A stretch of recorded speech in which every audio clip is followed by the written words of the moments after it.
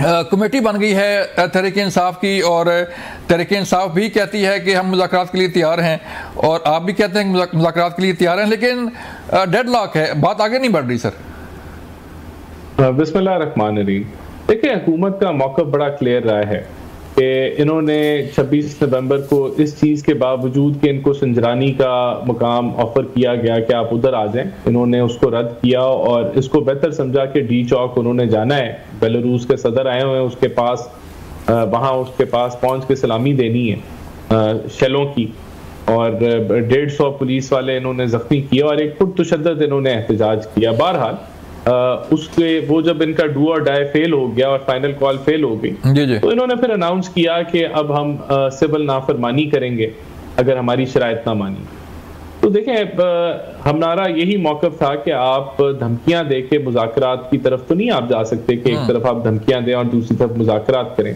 बहरहाल आज ये राना सनाउल्लाह साहब ने जो है वो बयान दिया और फ्लोर ऑफ द हाउस में दिया कि आप मुज़ाकरात की बात तो करते हैं, लेकिन मुज़ाकरात जो हैं उसकी कमेटी भी कह रहे हैं कि आपने बना दी है, लेकिन आपने कोई राब्ता नहीं किया। और देखें, राब्ता ये नहीं कि आपने हुकूमत से ही राब्ता करना है, राब्ते के भी ये स्पीकर ऑफ द हाउस मौजूद हैं, न्यूट्रल हैं, वो किसी एक जमात को रिप्रेजेंट नहीं करते, वो कस्टोडियन ऑफ द हाउस हैं।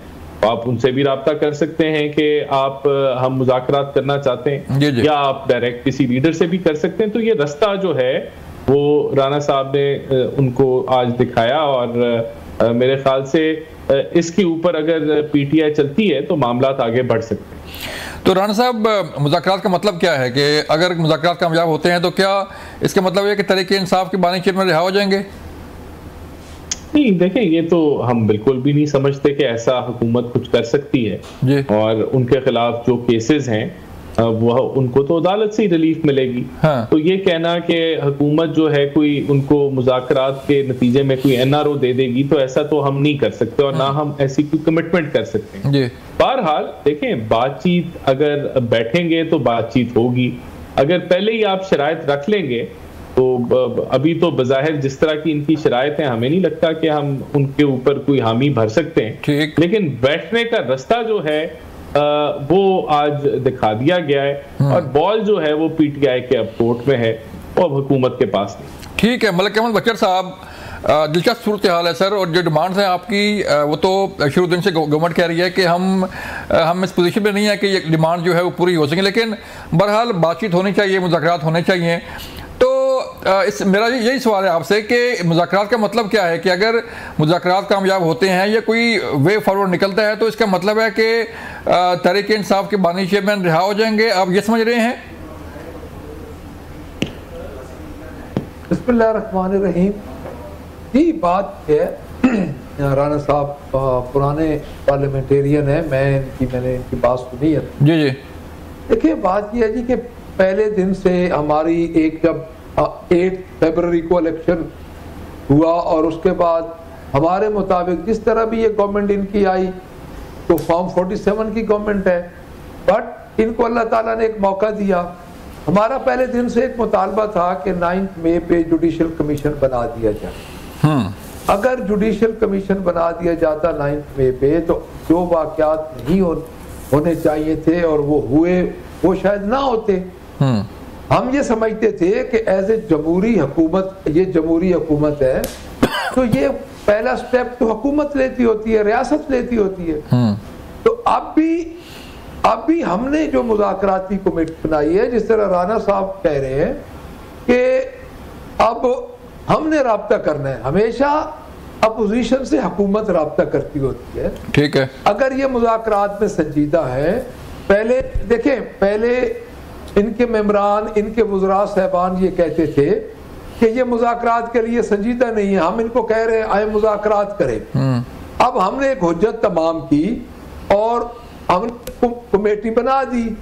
अब ये आज जिस तरह राना साहब ने कहा है कि फ्लोर ऑफ द हाउस पे बात की है राना सनाउल्लाह साहब ने, और उन्होंने ये कहा कि आप हमारे से राब्ता करें। अब देखें, राना साहब जिस तरह कह रहे हैं, फायरिंग भी हमारे ऊपर हुई है, बंदे भी हमारे शहीद हुए हैं, गिरफ्तारियां भी हमारी हुई हैं, आए रोज घर भी हमारे तोड़े जा रहे हैं। हमारे काजी अहमद अकबर साहब हैं MPA, मैं राना साहब के ये गोश गुजार करूंगा और इनको ये बताऊंगा भाई को कि आप जरा पता कर लें क्या वाकया उनकी बेगम उनके बच्चों के साथ क्या कल रात से हो रहा है, परसों रात से। तो उसके बावजूद हम इनकी मिन्नत करें।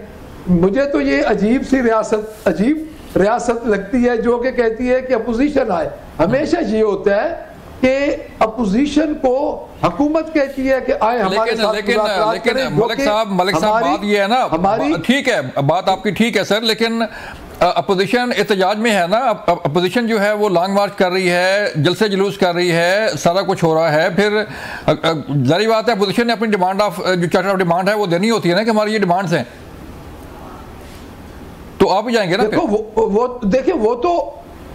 वो तो राना साहब पहले ये बात क्लियर कर चुके हैं कि जो इनकी डिमांड्स हैं, जो ये TOR ये रख रहे हैं, वो तो हम शायद इनके पूरे ना कर सकें। हाँ। मेरा सिर्फ बात करने का मतलब ये है कि हम गवर्नमेंट जो होती है वो इनिशिएटिव लेती है। देखें, हम ये मानते हैं, मैं ये बात भी मान लूंगा कि लोगों के पास डंडे भी थे, लोगों के पास गुलैल भी थी, लोगों के पास पत्थर भी थे, ये हो सकता है। लेकिन क्या उसका ये होता है कि डायरेक्ट फायर किए जाएं? अगर किसी के पास कुछ थे पकड़ के ट्रायल करते।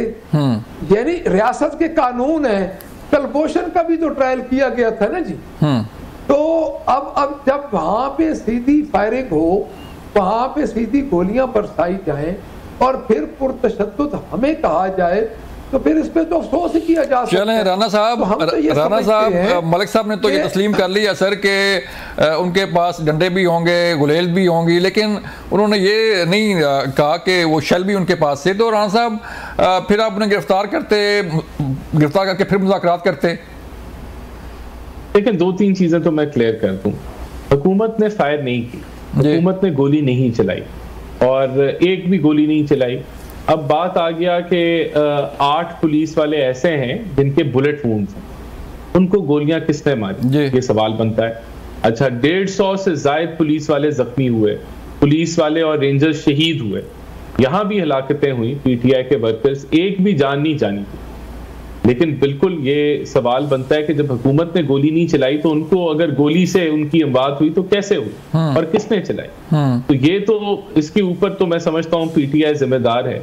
और मैं जो आपको बता रहा हूँ कि 40 से ज्यादा गाड़ियां जला दी गई, राख कर दी गई, पुलिस की वैन्स और मुख्तलिफ जो इनके पास इक्विपमेंट था। उसके बाद अफगानी नेशनल भी पकड़े गए, बहुत सारा असला बरामद हुआ ये इनके तरफ से। लेकिन इन्होंने बिल्कुल उल्टा बयानिया जो है वो बनाया कि हुकूमत ने कोई मैसेकर किया है, और वो झूठा बयानिया था। इन्होंने 300 के नंबर दिए और इन्होंने पूरी दुनिया के अंदर पाकिस्तान की साख को खराब करने की भरपूर कोशिश की। देखिए, उसके बाद आपने, मैं फिर रिपीट अप कर रहा हूं कि आपने सिविल नाफरमानी की कॉल दी। तो ये नहीं हो सकता कि अब आप फेल हो गए ना। आपका जो आपने डू और डाई था और फाइनल कॉल की, आपकी फेल हो गई। आपने तशद्दुद भी किया, आप वायलेंट भी हुए, आपने सब कुछ कर लिया, आपने दम मारा, लेकिन आपको वापस जाना पड़ा। आप वहां जो है वो अपनी शराइत मनवाए बगैर जो है वो भाग गए आप। अब बात ये है कि अब आप फिर प्रेशर डाल रहे हैं, लेकिन उसके बावजूद आज आपको एक रास्ता दिया गया है।